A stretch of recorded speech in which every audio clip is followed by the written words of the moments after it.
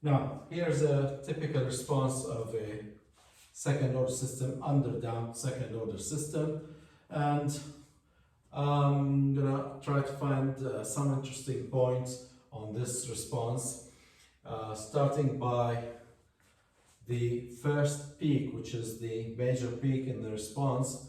I want to find at what time this peak occurs, and I'm going to call that the TP, the peak time. I want to find the peak value, the maximum value at this peak, which is the highest peak. And also, since the final value is 1, and this peak is overshooting the final value 1 by this amount, I want to find this amount. I'm going to call it the overshoot, OS. Let me start here by trying to find the peak time.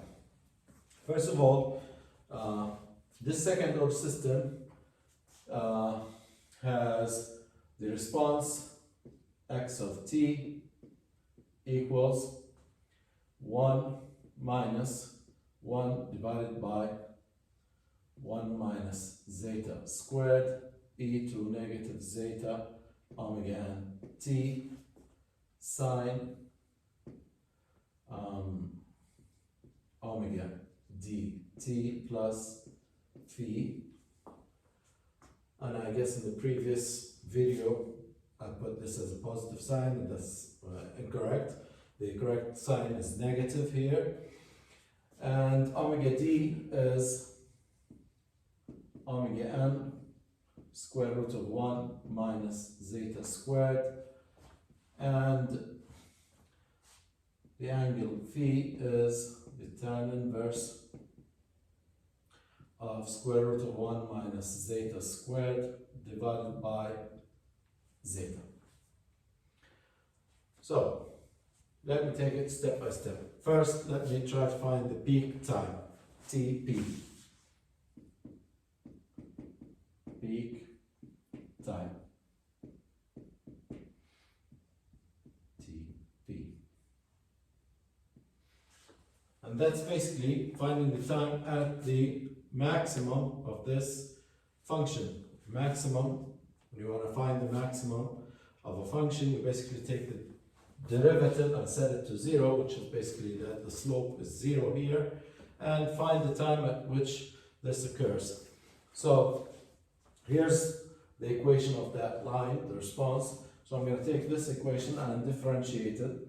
Dx by dt equals, the derivative of 1 is 0, and first the derivative of the exponential term zeta omega n minus, where the minus sign becomes positive, zeta omega n divided by the square root of 1 minus zeta squared, and we keep the sign. No, we will still have the exponential part. Sorry. We will still have e to negative zeta omega n t times sine omega dt plus phi, and then minus,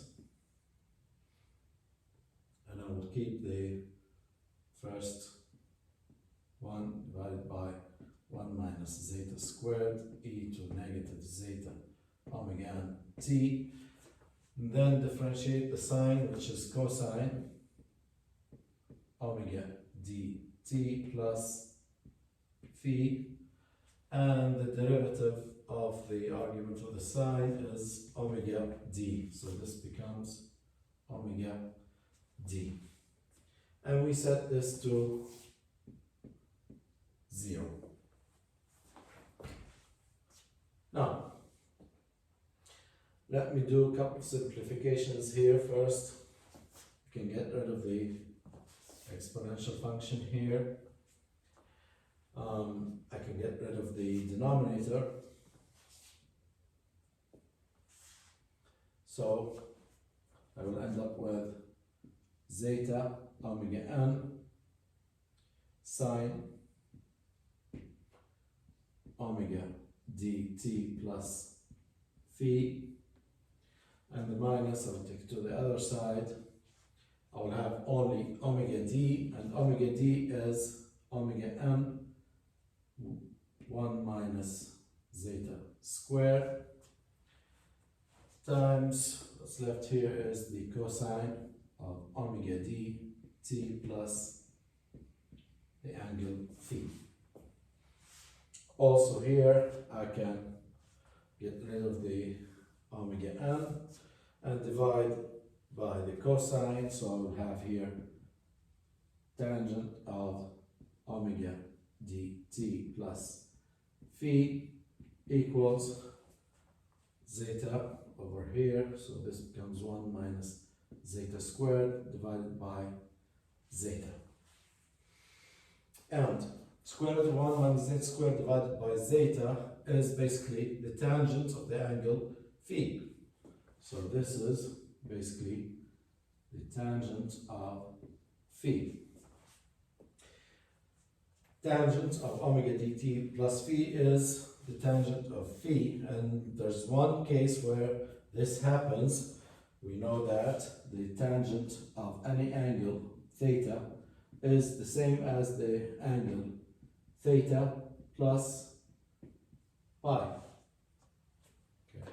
Theta is in the first quadrant, theta, then the tangent of this angle is the same as this angle right here, which is theta plus 180 degrees. The tangent of these two angles is the same. So that means that for these two quantities to be equal, omega dt has to be pi. So omega dt at the peak is pi, which means that t is pi divided by omega d.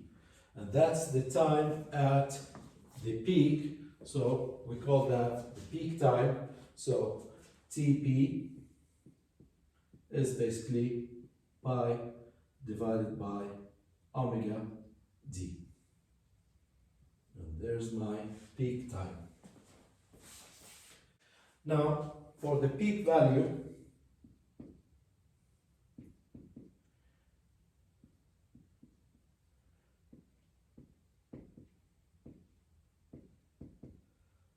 which is MP,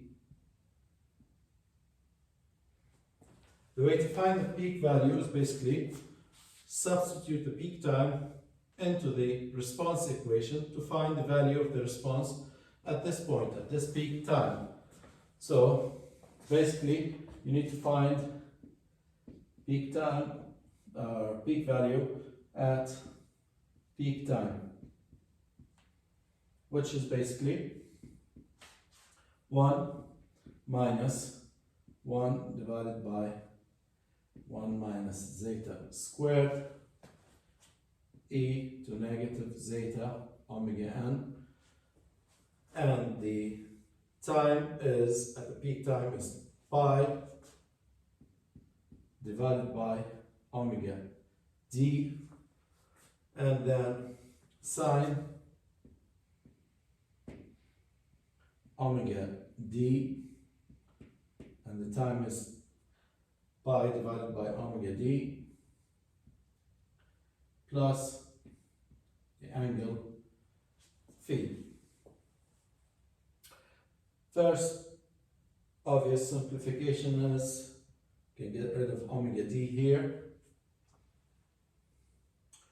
and omega d is right here, which is omega n square root of 1 minus zeta squared. So I can get rid of omega n here also. I'll have 1 minus 1 divided by 1 minus zeta squared e to negative zeta. I got rid of omega n, so I will end up with just pi divided by the square root 1 minus zeta squared, and this is sine phi plus pi. And sine phi plus pi is actually the negative of sine phi. So this becomes 1 plus 1 square root of 1 minus zeta squared e to negative pi zeta divided by 1 minus zeta squared sine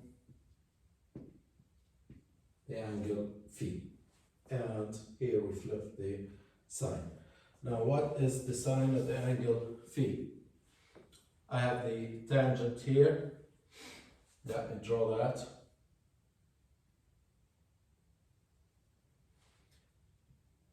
If this is the angle phi, and the tangent is the opposite, 1 minus zeta squared divided by zeta, then this becomes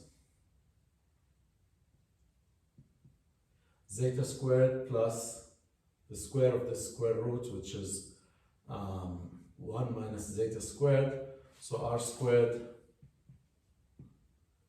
equals zeta squared plus 1 minus zeta squared, and that is basically 1. Which means that the sine of the angle phi is basically the square root of 1 minus zeta squared. Great, so I can substitute this in here, and that would cancel the square roots over here. So I will end up with MP equals 1 plus the sine with the square root. You can get rid of that because the sine is the square root, and plus e to the power of negative pi zeta divided by 1 minus zeta squared, and that's my peak value. Okay. So that means that my peak value overshoots the final value by, the final value is 1. So at the peak, we have exceeded 1 by this amount, which makes it easy for me to determine the overshoot. The overshoot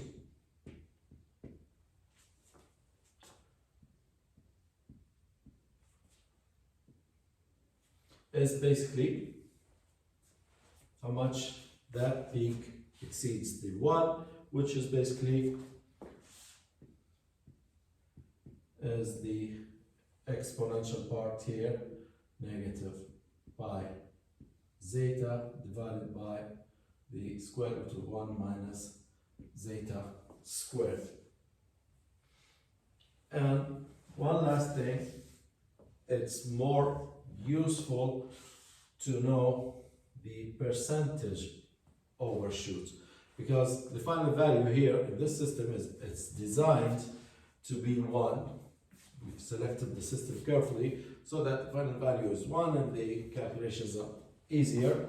But in general, the final value could be any number. So it's better to know what is the percentage of the overshoot compared to the final value.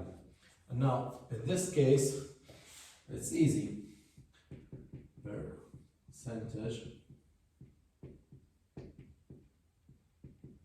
overshoot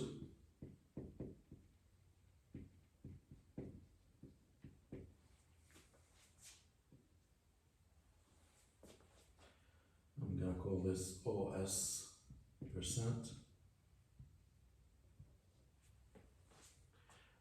Here, if the final value is 1, then this overshoot is compared to 1.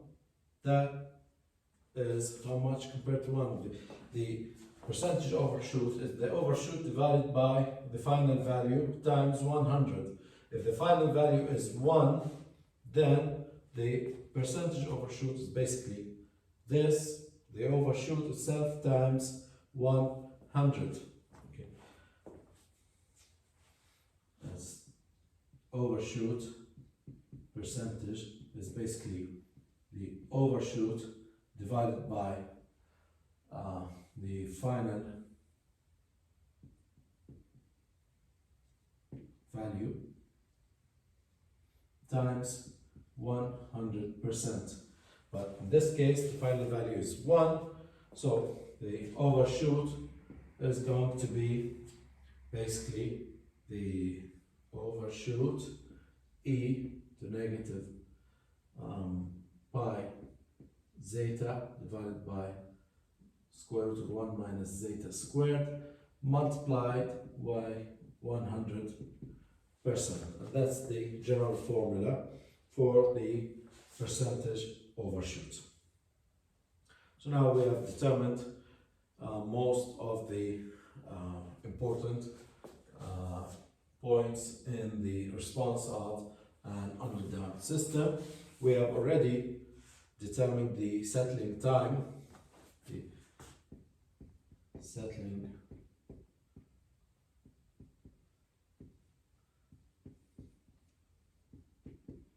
Ts, and we said that the settling time Ts is 4 time constants, and that time constant is basically the inverse of the exponent here, the exponential coefficient.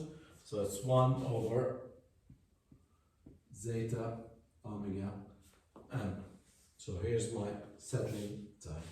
So these are the most important characteristics of a second order system.